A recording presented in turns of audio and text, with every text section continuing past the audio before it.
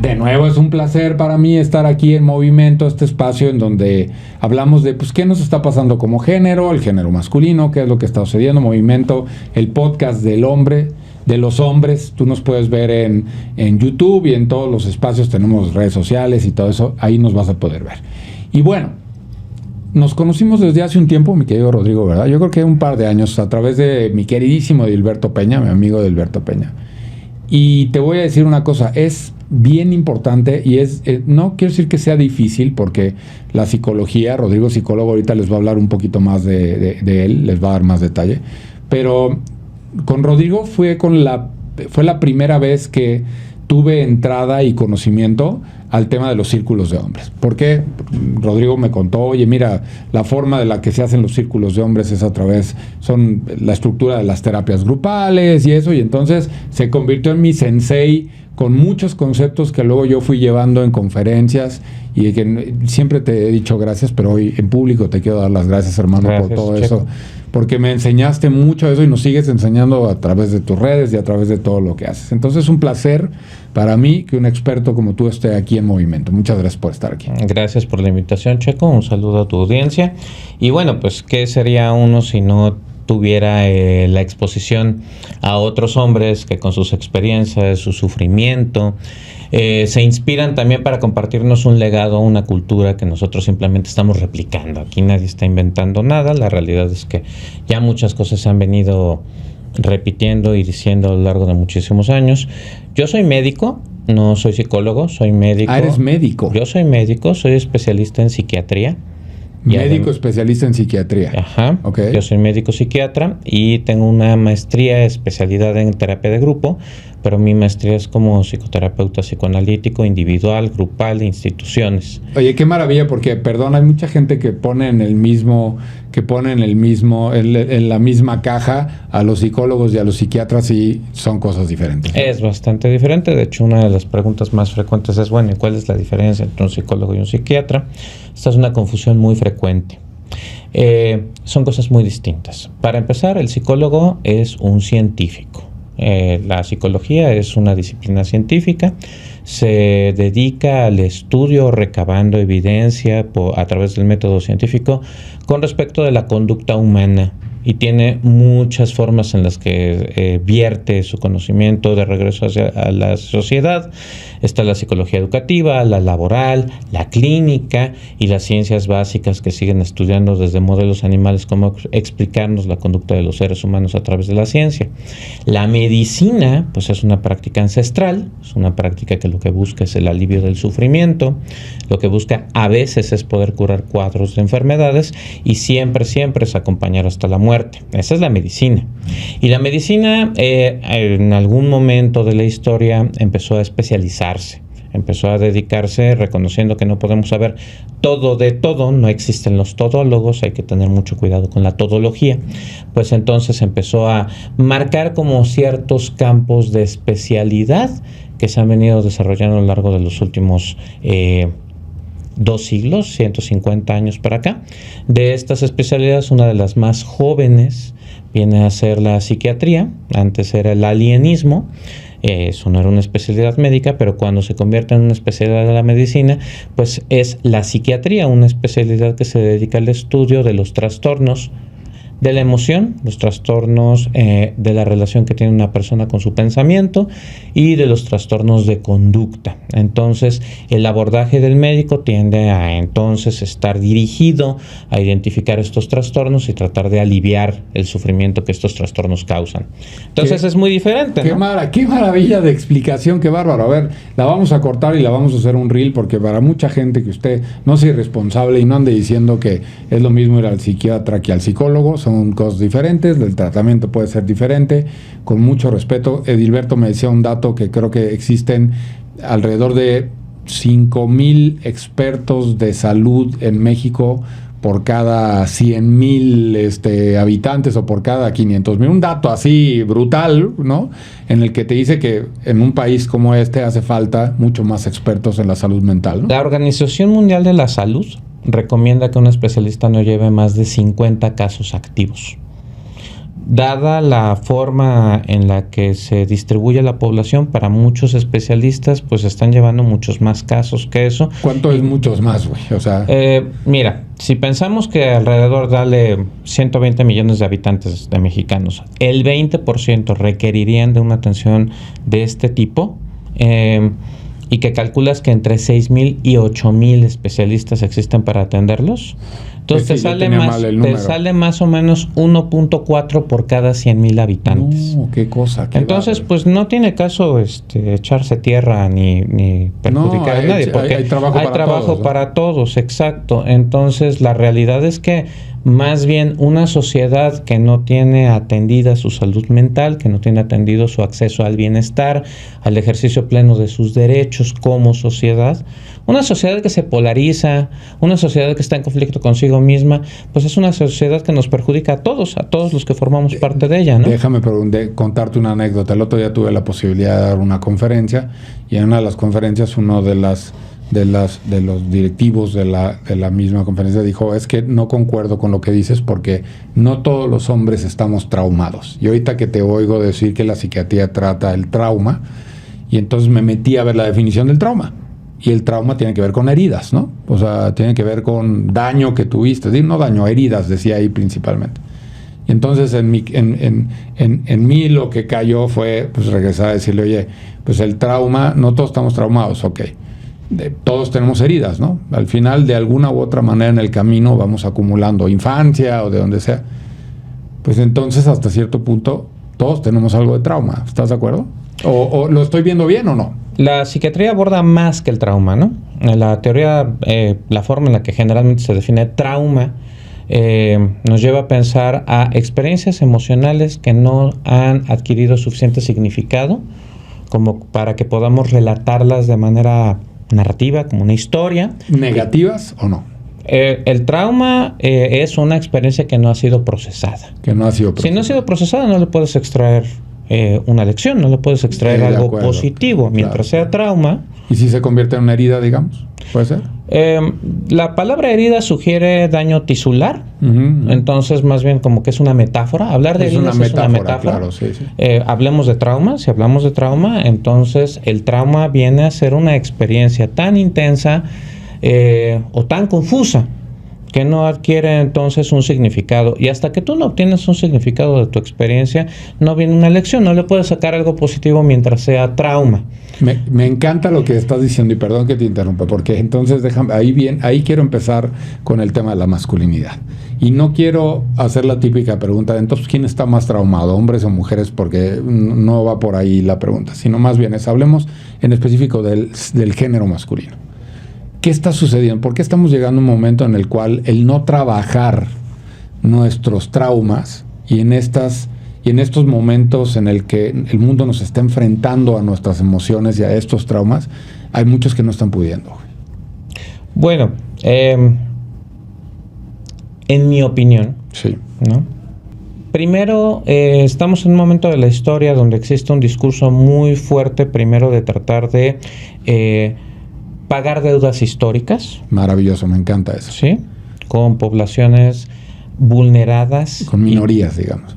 Poblaciones. Ajá. Digo, hacer cuentas, pues entonces ahí es donde de pronto pues uno podría hacer algo de aritmética a ver si de veras son minorías o no. Minorías a la hora de que uno porque el género femenino no es minoría por mucho, ¿no? Entonces, hablar de poblaciones con las que se tiene una deuda histórica produce no hay recursos ilimitados de atención para poderlos proveer de manera igualitaria a todas las personas que conforman la sociedad.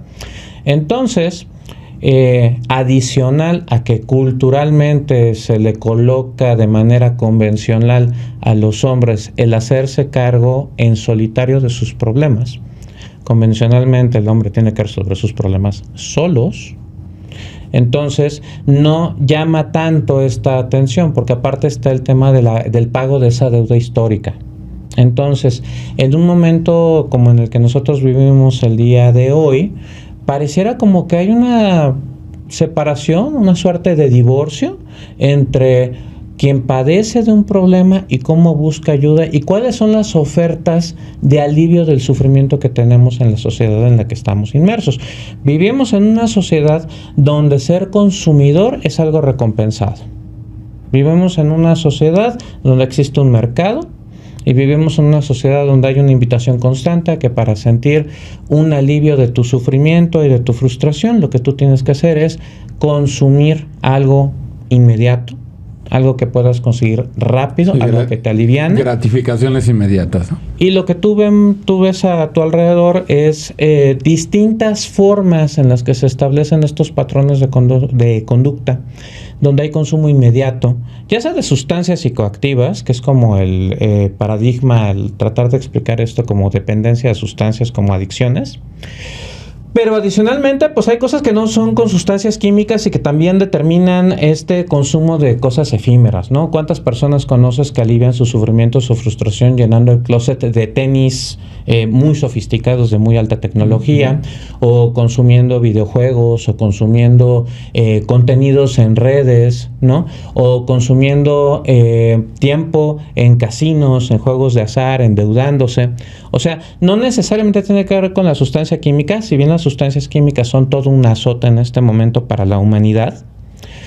La oferta de alivio del sufrimiento para muchos hombres es el consumo.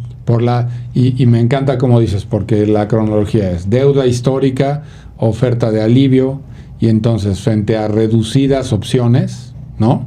Y también frente a un guión de vida asignado que nos dieron, donde nos dijeron, y lo aterrizas muy bien, el hecho de que el hombre soluciona solo sus problemas, pues entonces, pues ahí está el camino, y ahí seguimos, y estamos llegando a este punto en el que estamos, y esa es mi pregunta, ¿estamos en una coyuntura?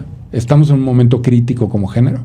Yo creo que sí, estamos en un momento donde hay un llamado que muchas personas pueden no estar escuchando, hacer un trabajo similar o en cierto modo complementario, el que vienen llevando a cabo las distintas olas del feminismo. El género femenino como tal en las últimas décadas se viene desarrollando para poder tener un acceso igualitario a oportunidades, un mejor ejercicio de sus derechos, y tan solo valga hacer la mención a este libro de Ellos Hablan, de Lidia Cacho, donde muchas de las historias que ahí se relatan es que justo muchas historias de trauma, muchas historias de abuso se ven como normales, como parte del desarrollo de la masculinidad, sin que estas heridas, dices tú la palabra, esta metáfora, ¿no? Devengan en lecciones que permitan a una persona practicar un mejor autocuidado. Ahora, pero entonces, Rodrigo, siguiéndote, entonces venimos de una deuda histórica, pero ya se nos está empezando a generar una deuda que, si no para esto, en algunos años va a ser una deuda histórica con nosotros como género. No sé, porque no veo el futuro, no sabría, yo sería muy prudente como para tratar de decir para dónde va esto. Lo que veo hoy, lo que me consta hoy, es que hay muchas personas, varones, personas de sexo masculino, que tienen mucha resistencia a practicar el autocuidado, que viven con mucho sufrimiento, con mucho dolor, y que lo expresan en redes porque no perciben que van a ser cuidados, o sea, no tienen la confianza en que van a ser cuidados por alguien, ni tampoco saben cuidarse a sí mismos. Ahí está, maravilloso. El cuidado personal. O sea, y no estoy diciendo solo del cuerpo y de que te pongas cremas en la cara, sino ¿qué significa cuidarte a ti mismo? Pero lo incluye, o sea, el cuidado, incluye. De uno mismo incluye también tu aspecto físico, por supuesto, pero a más profundidad incluye el comer a tus horas. Bien. El comer una dieta balanceada, completa, higiénica, variada. El que haya ejercicio. Porque pues, tan solo tú y yo ahorita estamos llevando a cabo esta entrevista sentados, y esto es algo cultural. La mayor parte de estas cosas se hace sentado. El obrero intelectual del siglo XXI trabaja sentado delante de una computadora, y esto produce toda una serie de problemas ortopédicos. Y si me sigo yendo con todos los hábitos que se ven como normales y que llevan a que uno ya para la cuarta, quinta década de la vida padezca de algún tipo de enfermedad crónica y que tiene que ver con cómo son nuestros hábitos como sociedad, entonces añádele que no está sembrada la educación de poner límites, poder decir basta. ¿Por qué estoy trabajando tanto cuando debería de apartar tantito espacio para mi autocuidado? Tantito espacio para poder derivar lecciones y significado y propósito a las cosas que me ocurrieron. Porque hay cosas que nos han ocurrido y que no tienen que ver con nuestra voluntad o con nuestras decisiones libres. Tienen que ver con en qué familia nacimos, en dónde nacimos, en qué momento. Sí, qué cultura, etcétera. Y pues bueno, si no tenemos un espacio, bien lo dijo Marco Aurelio, el emperador romano, ¿no? Que una vida que no se revisa, pues como si no hubiera sido vivida. Estoy parafraseando naturalmente. Pero entonces aquí es donde viene una oferta diferente. Una oferta diferente, los hombres que convencionalmente nos rodean aquí en el México del siglo XXI, muchas veces vienen también con la cultura del hágalo usted mismo, ¿no? O sea, no quieren que una persona les diga qué hacer, no quieren que una persona escuche las cosas que les duele mucho, entonces hacen el do it yourself, el hacerlo por sí mismos, y empieza el proceso de investigación. Empiezan a leer libros de autoayuda, se meten a redes, se meten a ver videos, donde nosotros esperamos colaborar de alguna manera en este proceso que estás llevando a cabo, y buscan tips. ¿Qué puedo hacer? ¿Y eso está mal?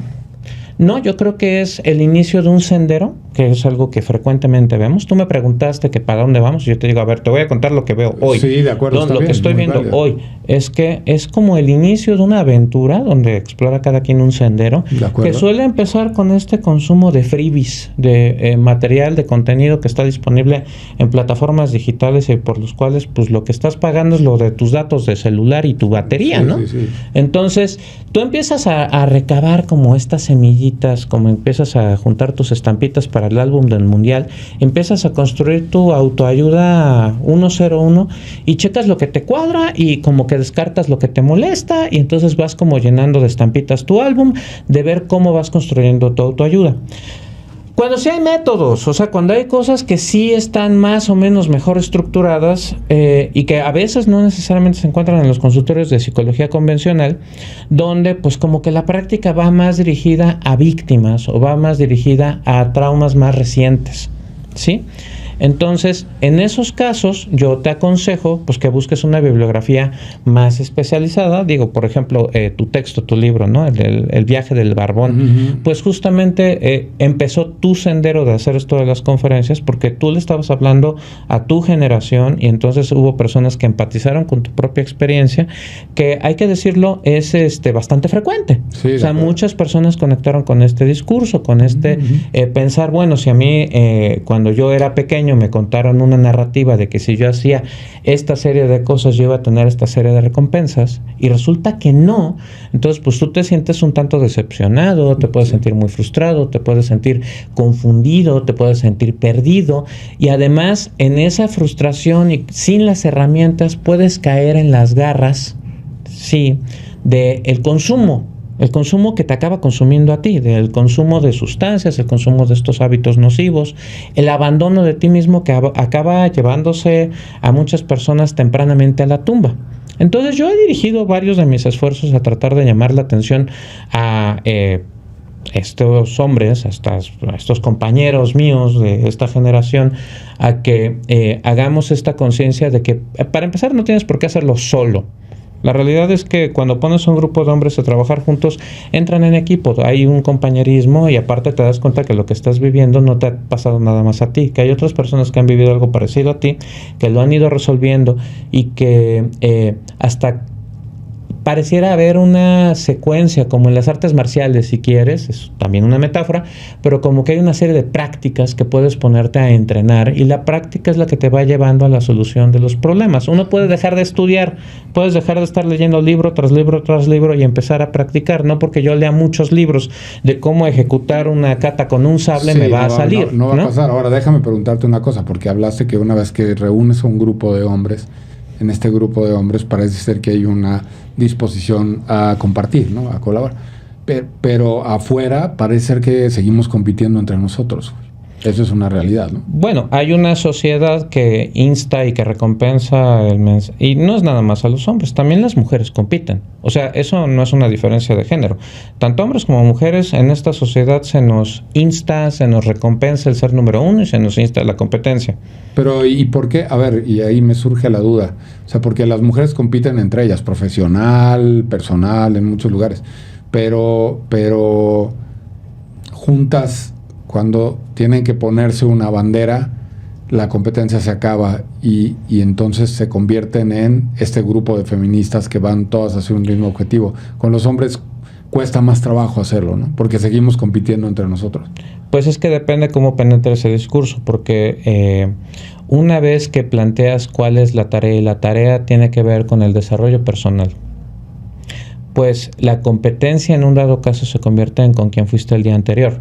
Y aún así, el tema de la competencia a veces se convierte en un tema que obstaculiza ese desarrollo, porque va a haber días en que no vas a tener el mismo rendimiento. Y esta parte es parte de la vida, o sea, ninguno de nosotros tendría por qué estarse exigiendo tener las mismas habilidades físicas que tuvimos en la adolescencia, porque biológicamente no somos iguales. Sí, no se puede. Entonces, este tema de la competencia y este tema de ganar, esta garra, este ojo del tigre, puede convertirse en algo sumamente nocivo para la calma, para la paz mental y para conseguir metas más trascendentes, para ir más lejos. O sea, sí, claro que es importante ganar, claro que es importante de vez en cuando sí poderse sustentar como uno de los mejores en el campo. Pero cuando esto se vuelve en lo único, lo más importante, por encima de tu autocuidado, entonces te va a llevar a la no sustentabilidad ni de tu salud ni de tus logros. Entonces, poder irnos a cuestionar de pronto, ¿para qué quieres ser el número uno si te está costando todas las recompensas materiales y no materiales por los cuales iniciaste en primer lugar el sendero? Puede ser un sendero de reflexión interesante para las personas que integran estos grupos. En los grupos y socialmente hablando, yo sí he visto en generaciones más jóvenes que nosotros, este compañerismo brotar de una manera mucho más natural. Yo sí pienso que esto sí está evolucionando. Esa sería mi percepción personal, sí, ¿no? Ahora, lo interesante, y como tú bien dices, o sea, a ver, aquí no hay nada escrito, aquí no hay nada establecido como regla. Hoy este espacio tiene esa intención exactamente, escuchar las opiniones, la percepción y la realidad de cada uno de los que viene y se siente en este lugar, pero creo que ahí es donde está el valor, ¿no? Porque lo que creo es, hace algunos meses alguien me dijo, hay un área de tu vida, hay un solo espacio de tu vida en el cual tú eres 100% experto, y es en ti. Y si no llegas a ese nivel de expertise, pues algo no estás haciendo bien y tienes que dar. Pero en este mismo camino, una de las cosas, sin generalizar, porque siempre me dicen, Rodrigo, no generalices, no digas que las mujeres y los hombres, pero yo volteo a ver a muchas mujeres en un camino de mucha introspección, de mucho trabajo, de conexión, y todavía nosotros un pasito antes. Me gusta muchísimo lo que acabas de poner en el contexto, es de, en gran parte de las veces no es ni siquiera porque no querramos hacer, ni no sepamos cómo, sino en el momento en el que queremos pedir ayuda en temas de salud mental, pues, no, o sea, hay pocos, ¿no? O sea, no es que tengas un psiquiatra, un psicólogo en la esquina de tu casa, ¿no? Bueno, a mí me parece que un obstáculo también es la dicotomía de yo estoy sano y tú estás enfermo. Exactamente, ¿no? Sí, de acuerdo. No digas que yo estoy enfermo cuando yo no me siento enfermo. Yo creo que esto puede ser un obstáculo también para transmitir este mensaje, porque de lo que estamos hablando simplemente es de asumir la responsabilidad del autocuidado. Y si una persona está llevando a cabo un autocuidado y está experimentando subjetivamente un bienestar, una plenitud, una salud, pues nosotros no somos nadie para contrariarlo, ¿no? De acuerdo. Entonces, justo tratar de imponer un malestar en alguien cuando esa persona no comparte o la experiencia de malestar o la etiqueta de malestar, pues entonces quizás ahí donde puede uno estarse encontrando con roces y con fricciones como las que está relatando. Yo invito aquí a inhalar profundo, a ponernos en calma, ¿no? Sí.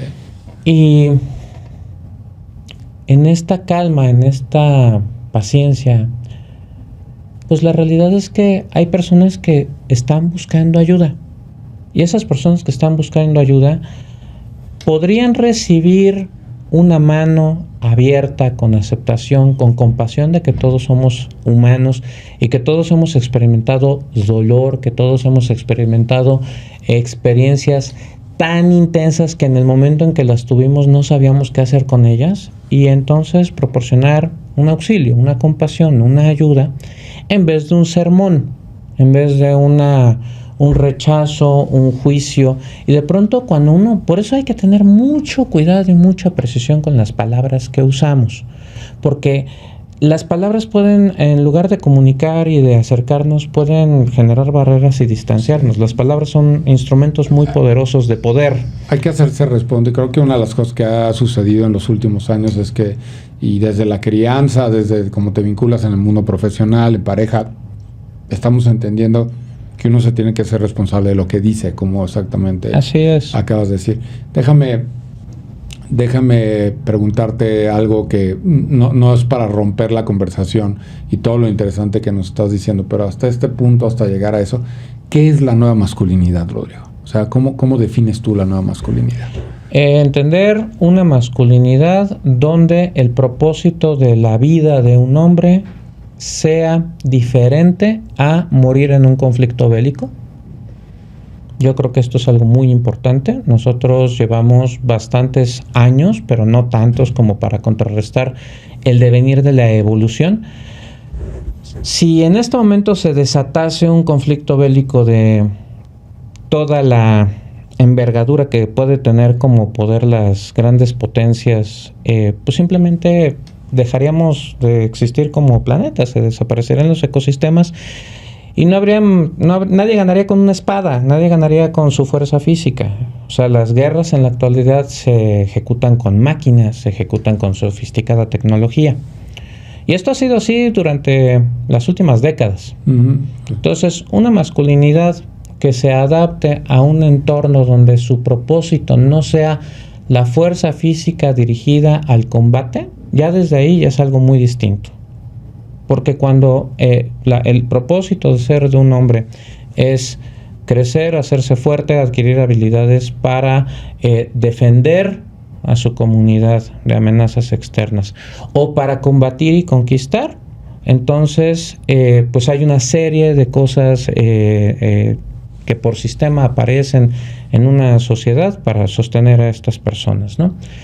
Y bueno, sigue habiendo ejércitos, sigue habiendo combates. Sí, ya no, Rodrigo me compartió dos conceptos hace, pues, ¿qué fue?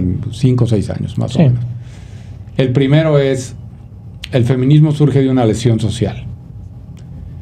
Y las nuevas masculinidades surgen del momento que estamos como género y en el cual hay que ir hacia adelante. Otras dos cosas bien importantes. El hombre estuvo diseñado para ir a la guerra. ¿Qué nos hace diferentes? Pero como estamos, estuvo diseñado para ir a la guerra, y el problema es que la guerra ya se acabó como tal para lo que estuvimos diseñados, y tú bien me dijiste, hoy son máquinas las que están peleando afuera, y sigues teniendo a hombres todavía pensando que este diseño sigue funcionando en el mundo allá afuera, y eso se transfiere un poco en la violencia, ¿no? O sea, que seguimos poniendo. Y por último, me acuerdo que me dijiste, y en una de las conferencias lo repito y siempre te doy el crédito, y la fortaleza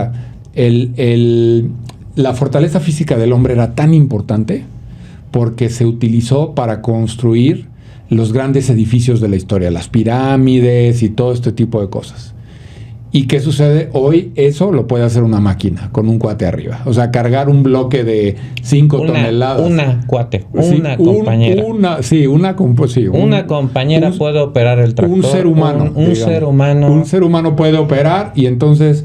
Y también, y me acuerdo que en ese momento me dijiste, y muchas veces el hombre sigue pensando que el estereotipo es el hombre del Gold's Gym, fuerte, con musculoso y eso. Y eso se transfirió un poco ahora al tema de la importancia de hacerte cargo de ti y a aterrizar la importancia del mantenerte sano. Eso es diferente. Estos conceptos, de verdad, no sabes lo que cada vez que los pongo en una audiencia generan a nivel de... Es cierto. hacia dónde vamos. Por eso me era muy importante preguntarte qué es la masculinidad de ahora, hacia dónde tenemos que ir como género. Yo creo que esa pregunta no la puedo responder solamente yo, justo. Lo que no puede hacer un cerebro, quizás lo puedan hacer 6, ¿no? Una invitación a las personas que vienen a mi consultorio justamente con estas curiosidades, con estas peticiones o con estos problemas que a veces se manifiestan como ansiedad, como en el abuso de consumo de sustancias o en el abuso en la práctica de estos hábitos lesivos para su estatus social o para su bienestar general, es aprender a reconocerse como sujetos de su propio cuidado. Muchos hombres viven confundidos porque están buscando a alguien afuera a quien idealizar, a alguien a quien proteger, a alguien a quien dé sentido a la propia fuerza, a los propios recursos. Yo quiero ser rico, yo quiero tener fuerza, yo quiero tener poder porque voy a proteger a mis hijas. O sea, es ponerlo en alguien afuera que es ideal, que es totalmente buena y que entonces da sentido a todo el esfuerzo que se realiza día con día. Y la propia persona muchas veces, si fue educada como un soldado, si fue educada de una manera castrense, no se ve a sí misma como una persona digna de ser protegida y salvada. Se ve como alguien que puede sacrificarse porque lo va a hacer por el bienestar de los demás, y eso lo vemos replicado en muchísimos medios. La vida del héroe no es importante, el héroe se va a sacrificar para proteger al resto de su sociedad. Y en uno de los mandatos de género, una de las cosas que dice es que tú siempre vas en última prioridad. O sea, y es exactamente lo que acabas de decir. Un soldado en cada hijo te dio, dice el himno nacional, ¿no? Cada hijo te dio, exactamente. Entonces, si una persona puede aprender a contemplarse, y yo, así como uno le debe crédito a las personas que le han enseñado a uno a pensar un poquito diferente, pues es importante que yo reconozca al doctor Robert Glover. Él vive en Puerto Vallarta, México. Es de origen estadounidense, pero se casó y se vino a vivir aquí a México.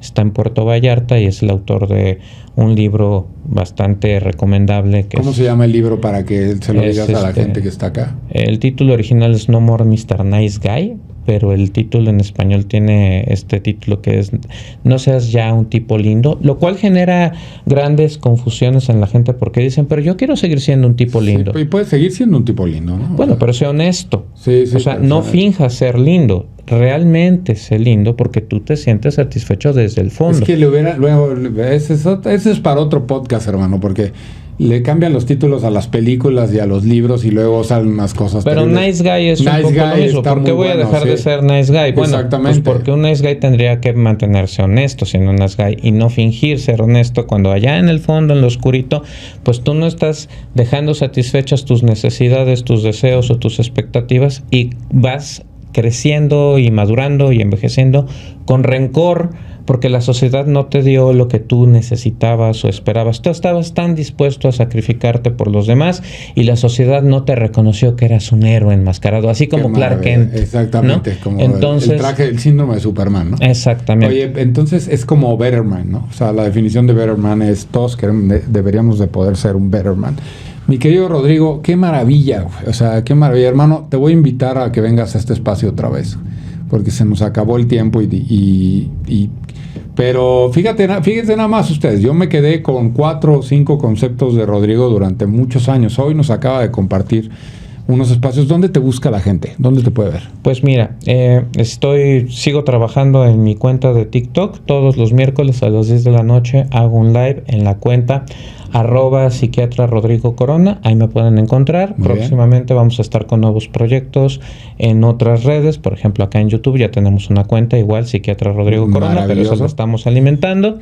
Y me pueden encontrar en mi WhatsApp, es 55 10 58 56 11. Muy bien, lo vamos a poner igual ahí en el caption cuando Hermano, muchas gracias. Muchas gracias. De verdad, muchas gracias por el aprendizaje. Lo haces ver muy sencillo, pero el otro día me decían una cosa así. cuando alguien tiene la capacidad de hacer ver algo tan sencillo, son muchos años detrás de estudio y de todo, pero te agradecemos que a los que estamos de este lado, y no importa el propósito que sea, estamos brincando y estamos dándonos la oportunidad de poder perseguir un propósito como es abrir espacios para que cada vez más hombres empiecen a buscar su libertad o empiecen a hacerse responsables de ellos. Muchas gracias, hermano. Gracias. Y una cosita más, eres suficiente, puedes resolver esto y no necesitas demostrarle nada a nadie. Nada más. Eso es todo. Muchas gracias y nos vemos en el siguiente episodio de Movimiento.